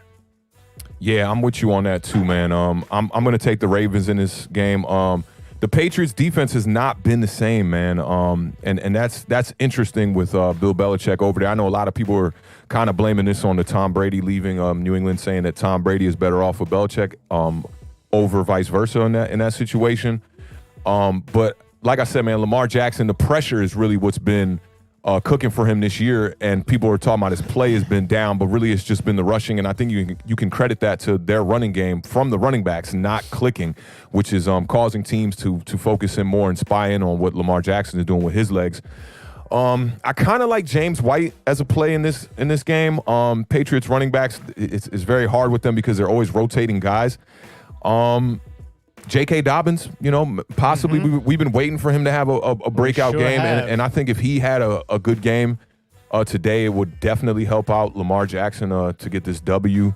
And I kind of like Mark Andrews at tight end as well as a play today. Man, this one's tough. I want to pick the Patriots in this game, but I'm gonna go ahead and take Baltimore. I'll take Baltimore to cover and give me the over. My man. I like the over also. That's hey y'all, we didn't get this question here real quick. Let's just get this real quick. I know we on a time crunch, but I got Fuller on this one real quick. Oh yeah, we both picked Fuller. Okay, I don't think I picked on that one. Okay. Yeah, so I like the over on this also, 43.5. I think Cam Newton is gonna play like Cam Newton, even though they like Lucas said, the Jets took him to overtime. Cam Newton played pretty well considering the lack of weapons. Did you watch it too? The last drive, Cam Newton was on fire. Yeah. Converted on 2 fourth downs, man. Really drove them down the field, man. I thought he played a great fourth quarter, man. And I don't think his days are numbered, Pops. And did you hear what Lamar Jackson said earlier this week? Nah. The defense calling out the plays. Yeah, he said that Greg Roman was like, yeah, bro, because we run 6 plays. What do you do? He was on, I think it was the Rich Eisen show. He was like, yeah, man, when I get up to the line of the scrimmage, the defense has been calling out our plays. And Rich Eisen was like, wait, what do you mean? Like literally saying what their plays are going to be? Because I mean, like, that's what you do. You're going to call out some possibility plays. Every once in a while, you're going to get one right. Like they're running this or running that, but he's like making it seem like every time they're going to line. Who did the Ravens play last week? The Ravens was that the Steelers game? I think it was, and I believe I saw a sound effects mic'd up, and their right defensive end was calling out the plays. They had like 6 or 7 examples where he was like, it's coming this way, and the run would come right to him. I think it was the Steelers. I'm not 100% sure, but I when I was seeing the mic'd up, I believe it was the Steelers defense that I was seeing who was mic'd up, and it wasn't Bud Dupree. It was the opposite side. I mean, Ravens are like, they're an impose your will kind of offense more than trickeration, throw you off guard. Like they almost, that's kind of how they've always done it, in my opinion. They're going to run the ball, they're going to come down your throat, stop us kind of thing. Like, we're going to do what we do. Do your best to help, to not let us do that. Jacoby Myers has been playing really well the last couple of games too. I think he's kind of become Cam Newton's favorite target now that there's no Julian Edelman over there. And when you're relying on Jacoby Myers to be your number one target, that lets you know what's up with the Patriots right now. That offense is terrible. And I want to say it's just one game, Tim. I want to say he's just had a good game, just that last game. And Cam was targeting him on that last drive a lot, man. And he caught there was a 3rd and 19 that he caught, man, and he got 18 yards. He almost ran backwards, and he actually had the first down and lost it, but it was a beautiful 3rd and 18 that he had caught. But I like what I'm seeing out of him. Not enough to start him in fantasy. I want a little bit more proof, but I definitely am hearing his name a lot more. I hate 7. I hate a 7 spread. If 7.5 or 6.5 makes weird life so much easier. Or 6.5. I'd love 6.5. Yeah, I love 6.5. But if I have to, I'm going to take the Ravens -7, and I'll take the over 43.5. Monday Night Football. The Minnesota Vikings, or should I just say Dalvin Cook, is 3-5. They are 3-point favorites. Hey, hold on now. Don't dismiss my man Kirk Cousins, bro. 20 throws, 3 touchdowns last week, 300+ yards. That's a game. That's your boy. But without Dalvin Cook, they're nothing. So they're playing the Bears, who are 5-4. The over/under is 43.5. Awthentik. You like Kirk Cousins? I like Kirk Cousins, game manager, bro. Yeah, I don't know about for fantasy, but for real life quarterbacks, yeah, Kirk Cousins. I don't see him throwing 20 throws and getting 3 touchdowns, 300+ yards again. Don't get me wrong, but yeah, when Dalvin Cook is healthy, that I've talked about this since the beginning of the year. That Minnesota Vikings team is built to run the ball. So I'll take the Vikings in this game. Even though, do I want to take the Vikings? You know what? Nah, I'm gonna take that back. All that junk y'all was talking about, Nick Foles, give me the Bears in this game. And I think they're going to win it a little bit convincingly. They'll take them by 9 points. Don't make it personal, man. Hey, man, nobody counting these picks anyway, right? 100% right, sir. Ding, ding, ding. Nah, but I realistically think that the Chicago Bears have a good chance in this game. Good defense. I mean, you really got to stop the run. That's going to be the hardest thing, obviously, for them to do. So I'm going to take the Bears because I think that Nick Foles is on the uptrending and just getting comfortable with this offense and getting a grip and getting it under his belt there. So, yeah, I think he'll have a better day today. And maybe Brett Favre was right on that. Yeah, Joe Deals, man, you're making me laugh. I'm reading his first comment, says no baggy play calling. I'm like, baggy play calling? What in the world? But he's talking about Nagy, head coach of the Bears. He has relinquished the play calling duties because they've been so bad. I'm still going with the Vikings. I think this 3.5 points isn't enough. The Vikings played great last week. They destroyed Detroit. Oh, look at Marjorie with that stat. The Bears, they've lost. You sure you taking them? You sure? I mean, Marjorie does have good stats, and I'm 100% accurate. Ooh, that one's tough to take. Who are the quarterbacks? Man, if Trubisky plays, the Bears might win this game. But if Nick Foles is going to play the whole game, I'm definitely taking Vikings -3.5. Over/under is 43.5. That's not a lot of points. I'll go over. Cousins going to be good for 4 touchdowns. 4 touchdowns? Watch him. Authentic. Hey, so I'm not going to be mad either way. If Kirk Cousins ball out, give me the 4 touchdowns, I'm going to look like I knew what I was talking about on the parlay. Look, this game is all about Dalvin Cook. And Justin Jefferson. Dalvin Cook's going to run for 200 yards again. Nah. You want to put some money on that? The Bears defense? All right, let me say this. Hey, that's how you know if somebody really confident in what they talking about. You just got to hit them with you want to put some money on that? 200 yards from scrimmage. Not 200 rushing. You want to put some money on that? 200 yards from scrimmage. Yeah, no way, I'll put $10 on that. All right. $10 on that. $10. I think I bought us food last week, so whatever. I'm buffered 10 anyway. I got food today. I had money with Johan. He already owed me, so I was like, "Yeah, I'll bet against Bud Crawford. Let's do it." Yeah, right. Double nothing. I wouldn't. I'm going to take Minnesota -3 and the over for sure. And Cordero Patterson and Lamar Miller are your running backs for the Chicago Bears on Monday night. Yeah, don't sleep on Cordell Patterson. We talked about that a little bit off air. That boy can run, and he returns punts. The all-purpose yards is going to stack up with him at running back. Let's see. Is it Cordero or Corderal? Cordero, I thought. You hear bunch of different ones when it comes to that name. I remember when he came onto the they scene. Be butchering. Hey, that's a revenge game though too. You know what I'm saying? Minnesota drafted Cordero Patterson. Yeah, that is. They put up with his hey, shout out my man Shanti one time in the chat. Shanti, what up, boy? That picture yesterday in DC You look good, man. You look like you're ready for action. That was sweet. Authentic original, man. Yeah, I that was a good told picture. Shanti, you know, we chopped it up early in the morning. We was thinking about going on like a hike, and I was like, man, I'm gonna head down to the city and take some photos. do a And he hike was like, down yeah, there. let me roll with you. And the first thought that came across my mind, you know, Shanti's a boxer, and Shanti did like a lot of like MMA style fighting and a bunch of stuff. I was like, man, if I go out there with Shanti, man, I might have to bring a strap or something, man, because we might be out there wrecking, bro. Like this could get crazy, yo. All hands, baby. Like you used to do back in the day. You win some, you lose You some. lose some, but you live to fight another day. Rest in peace to Pops one Come time, on, man. Craig. 30, 45 minutes. Nobody going there. All right, the Beard. What game we got left, man? I got to use the restroom. Speaking of restrooms, we have the Washington Red Tails, Red Hawks, Red Wolves football teamers who are 2-6 against the Detroit Lions, who are 3-5. The Lions are 3-point favorites. The over/under is 46 points. This game kicks off at 1 o'clock. Scatterbooms. One of Tell me my what you like. most commonly used refrains on this show when it's two bad teams playing each other and you're going to give me points, I will always take those points. Give me Washington +3.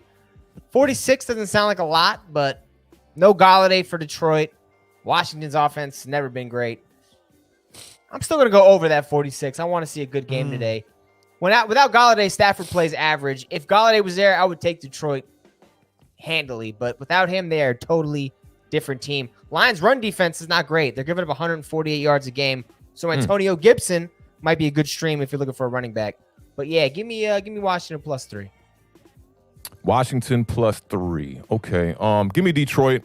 I think we'll hit the over/under.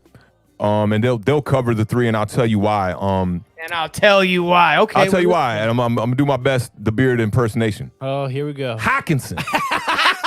That's why. TJ. All right. Galladay's going to be out of the lineup, and Hawkinson quietly already is having a great year. 34 receptions, 360 yards, and 5 touchdowns. So with Galladay out the lineup, look for Matt Stafford to target him, and give me them Lions. Well, not right. I'm good. Definitely taking the Washington football team +3. I'm going to take under 46. Washington hasn't scored 30 points all year. They don't need to. Yeah, this is probably going to be like a 23-20 game, somewhere around there. 24-23 is what it's going to be. Just over. Just a pinch over.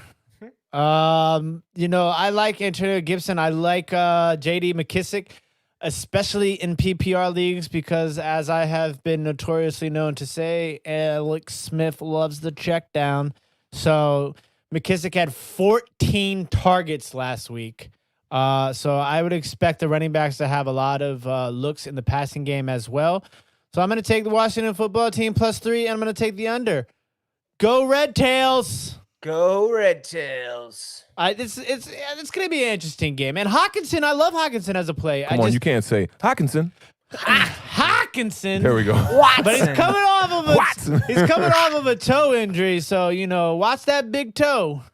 Watch that big toe. Could you imagine Hawkinson coming to the sideline? Coach, it's the big one. Could you imagine? No, have you ever messed up? I broke my big toe. You ever broke a big toe? Oh, That it's is a like- problem. You don't It's know. a problem. You don't know how much you need that big toe till you don't have it. All I'm That's trying to like say. every finger too, yo. You hurt your thumb or your pinky, you be thinking, I'll be all right. Yeah, right. I mean, these thumbs, man. It's opposable grip. This is what separates us from the beast. So. Hey, but it will make you look like a softie when you be like, a finger, coach, right here.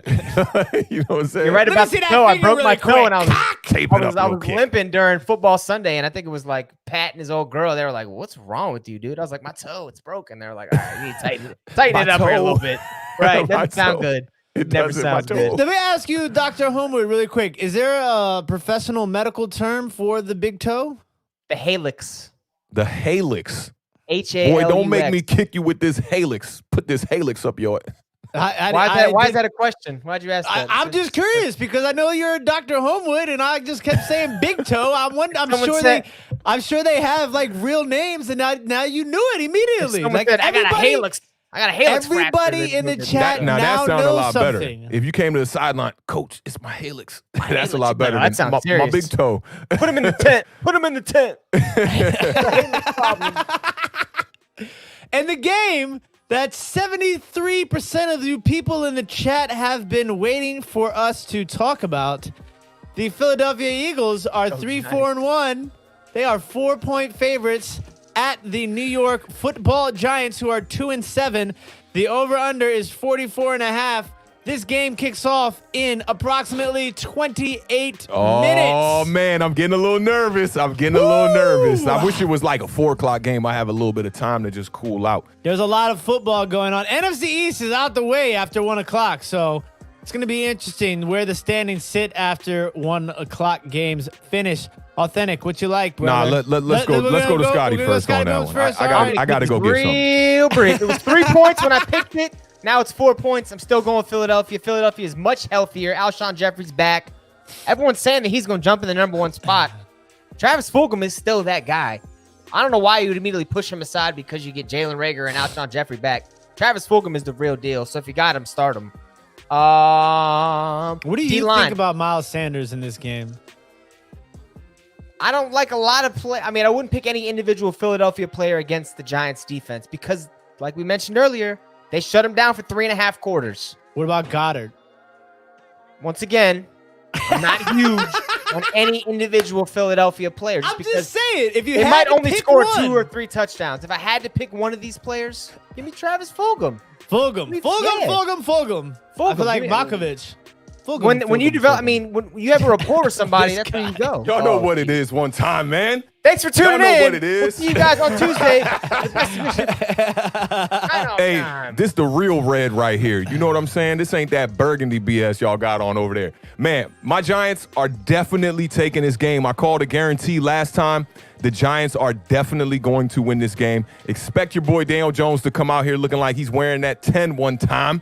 And you're going to see a little bit of that Eli Manning. You heard Peter Rosenberg say it when he met Daniel Jones. He said, Scotty asked him, is he corny? You know, how does he act? He said he is Eli Manning. So y'all get ready for that. What's up, Roddy? I hope you're ready for this game, man. Your boy Daniel Jones is going to show out. Me and Roddy always be having those little tiffs. Is that what y'all call them in the Caucasian world? A tiff? I don't know. We be having those little tiffs. You're asking the wrong two Caucasians. You're peach. I know. I forgot about that. But, yo, the Giants are going to show up in this game. This is going to be a defining game. Daniel Jones, these are the kind of games why we drafted you at number 6. Go out here and win this game. And Evan Ingram, watch out. Evan Ingram is going to have a bounce-back game today. He is going to make some big catches in this game. And I see you, Scotty, you know, with them real lackluster faces like Evan Ingram ain't going to do a damn thing. Watch. Evan Ingram will show up today. And Darius Slayton, who has been quiet for a couple of weeks here, definitely going to show up in this game. You're going to see the Giants control this game. This Eagles team should not even be able to line up on the same field with these New York Giants. I was talking to your boy Pat yesterday about Evan Ingram, and we were saying how when he drops passes, he doesn't drop passes. It's like the Madden fluky one where it like flies up right in the middle of the air for everybody to intercept it. He has weird drops. Yeah, you're definitely right about that. I was playing 2K last night, right? And this rebound went up in the air, and 2 players, me and I forget who it was. I think it was me and Pat. We jump up for the rebound, and neither one of us got the rebound. And Joe hit the ground. I'm like, what is going on with this game? 2K, yo, Ronnie 2K, I'm coming for your neck, bro. This is crazy, man. This game has been terrible for 3 years. They don't put money in it. Why would they? Your dumbass going to buy for $55 every time anyway. Oh, you know what, though, man? Don't forget, I am authentic, man. I got that game for free this year. I got a plug at 2K who sized me. Shout out to my boy DeAndre, because, they definitely plugged me with the gamer code on that one. He's waiting for your Twitch stream, bro. You got to start up a channel now and start playing. Otherwise, he's going to ask for Facts, money, man. And Roldy, man, yeah, yo, you're right. This is the game we got to see something from Daniel Jones. If he comes out and has a bad game, this game, people going to be looking at Daniel Jones like he's super suspect, and people who really ain't on the bandwagon already are probably going to completely lose all hope in Daniel Jones. The kid's got the skills, man. Like I was talking about earlier, it's all about just developing a little bit of comfort with this offensive line so he can know how to use his speed in the pocket and his quickness in the pocket. Get his mental on the same page as his physical is, and this kid will be one of the better quarterbacks in the NFL. You mark my word, man. So, Giants fans, let's get ready for this dub, man. I ain't going to hold y'all too long. Let's get ready for this dub, Marjorie. Mac, let's get ready for this dub. Whoever else is in here that's a Giants fan, let's get ready for this dub, Brody. Renee Iglesias, man. Give me Gibson and Mike Davis. Connor's not getting featured enough in the Steelers offense yet for me. Gibson and Mike Davis for me also. Take their word on it. We talking Giants football right now, Renee. Right. Authentic has checked out of the building. Authentic has punched the clock. So Authentic, are you taking the New York Football Giants plus 4? I'm taking the Giants. The Giants going to win this game 31-18. So you're taking that's the over. That's over. We're taking over. We're taking the over. And then we're going to be taking over the NFC East after we win this game today. God, it's a WWF rematch right now. Bars. And I'm coming for the belt. Hey, yo, speaking of that, y'all got to see Cop Pistols video leading up to this week. Oh, yeah, 77-0 looks great, David. I'm loving that. But y'all got to check out Cop Pistols video because he did some Ric Flair vibes on his latest video, man, where he was like, he started whispering in the camera. He was like, we're going to come for your throat, you Eagles fans. He was kirking, bro. Definitely go check out Cop Pistols video, man. It was one of his I told him it was top 5 Cop Pistol videos, bro. The beard, man. Give me Ric Flair real quick before we sign out of here. Woo! So look. I listen, you know. What y'all know about Great Muda? Can we Start Herbert, man. Yeah, y'all don't know about that, do y'all? got me. Y'all was watching that WWF stuff. Y'all don't know about the Great Muda. Great Muda used to give Ric Flair a run for his money. He would blow the white dust in his face. It'll blind Ric Flair. And then Great Muda would jump out the ring, fly around him, and give him the work, yo. So I'm looking for some Great Muda moves today. You know what I'm saying? Sounds like a Charlie Murphy Chappelle show when Authentic starts talking about, man, remember the old days you're talking about blowing smoke in his face. That's right. You know how TV was back in the day when we didn't know what was really good. You know, TV, when you, like, I've been watching this app called Pluto, and all they show is old TV stuff. So like, my girl will be up there watching, like, she was watching Showtime at the Apollo from like the 90s yesterday. So and wrong, dude, too. the TV back then was like, when you see it now, you like, look at all this acting. It's so terrible. TV from back in the day is straight They had garbage. to, man. We had nothing else. They had to ham it up a little bit. It was Yeah, extra, that's man. facts. I feel you on that. But man, yo, these Giants, Tim, tell them about my Giants. Tell them some more about them. I'm gonna take the Giants +4. He said, I'm going to take the Giants. And I'm going to take the over on 44.5. I mean, we need the Giants to win. As Washington football teams, we need the Giants to win. So I will be cheering for the New York Giants Hey, today. PJ know about Great Muda. Yeah, Mac know about Great Muda.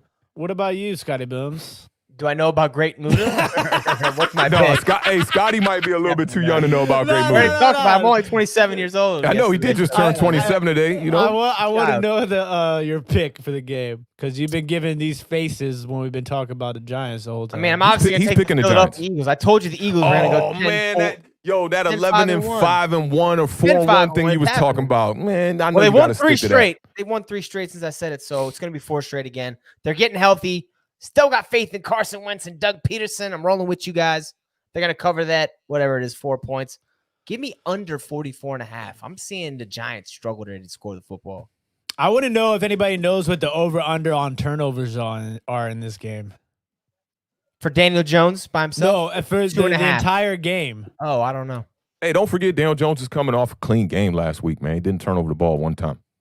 Six turnovers over-under in this game total combined. Two teams? Under 6? 100. 100. Yeah, that's a I'll terrible give you number. 2 or 3. 2 or 3, 2.5 combined. They're both high turnover teams, but Yeah, I think we get. I think we got five total turnovers in this game today. Hey, Giants fans, let's get the W in the chat one time, man. Y'all know what it is. Beard, can you smell the desperation amongst these Giants fans? This for them. This is the game. Well, This we really is need the them game to for win. them. Oh, yeah. We need them Not to even win. for today. Not for just the win. For like the Giants' future almost. If Daniel Jones come out and lays an egg, there's gonna be a lot of talk. Authentic mentioned it. It's gonna be true. Yeah, and I think what might end up happening, I know Daniel Jones won't come out and lay an egg, but the problem will be is if we see inconsistent play. And those are the kind of games that Giants fans are sick of seeing, like, you know, a touchdown or 2 here, but then 2 major mistakes. Daniel Jones has had no games where he just came out and completely looked dead awful. None. Right.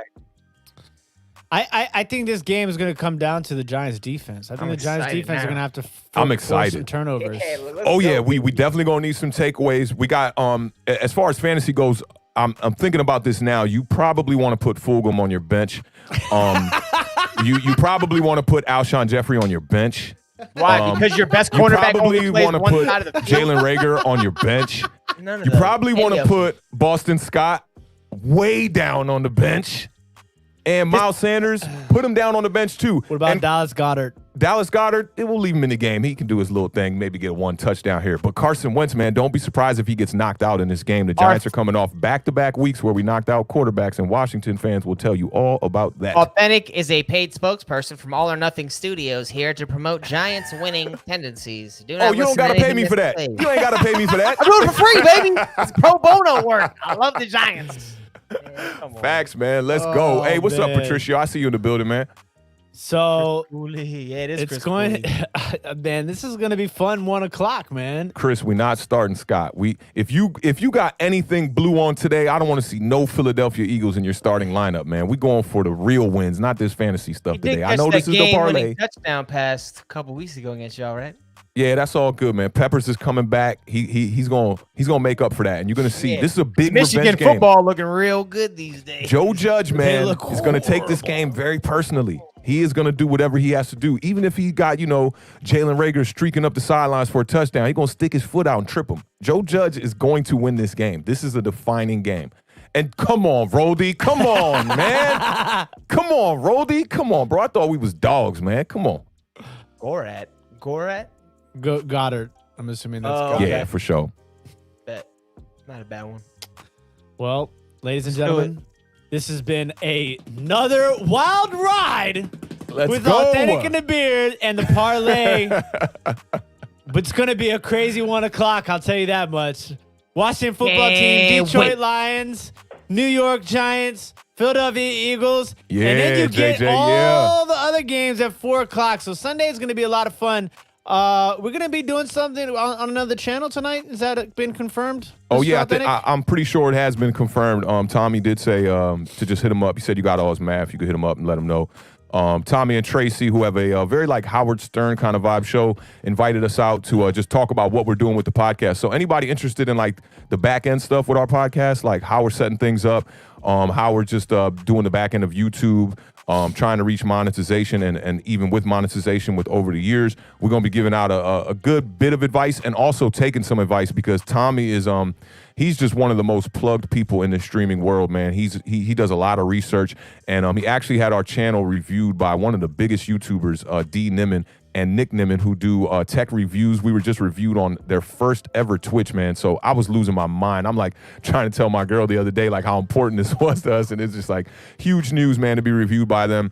So yeah, if y'all want to, you got some late night vibes, maybe after the game, y'all want to come check us out at 10 o'clock. We'll make sure to have some links up on our social media so you can check us out. Yep. And that's Cooper letting you know that the Giants are going to get a W and he needs to go take a number 2. So let's get this cracking, man. Let's get this kickoff going, man. Good luck to everybody with y'all games today. I appreciate the support y'all been showing us, man. Giants community, I appreciate the support y'all been showing me and the rest of the staff here at Awthentik and The Beard, which you're looking at them right here. And yo, go Giants, man. Marjorie, go Giants. Roldy, go Giants. Let's get this W today, y'all, man, and take control, man, and be a half game back and start making our way to these playoffs. Love you guys. Thanks again for tuning in for the support. It's awesome. Sunday mornings are fun. Sunday mornings for me is normally just sitting around drinking coffee, waiting for football, but now I get to hang out with you fine folks, which always makes it better. So thanks again for tuning in. Shout out my guy Laylo one time. I talked about him earlier in the show, man. Make sure y'all go sub up Laylo, man. Got a great gaming channel over there. He's a Las Vegas Raiders fan, so if you're a Raiders fan, you'll definitely like his commentary. Parental advisory for his channel. My man is a goon. It's like, nah. But Laylo's super funny on his channel, man. And salute to him on his YouTube setup. His YouTube setup is looking fire right now. I mean, like one of the best YouTube setups I've seen on the internet, man. So definitely go check out Mr. HD himself, man. And we'll leave y'all with that. Tim, you got anything else, man? No, I want Scotty Booms to do his best division in football. Oh yeah, we got, how we sign him off, Scotty. 11 a.m. version of the parlay on Sunday mornings. We will check you guys out on Tuesday for our recaps. Have a great Sunday. Enjoy football. Best division in football. You know what it is?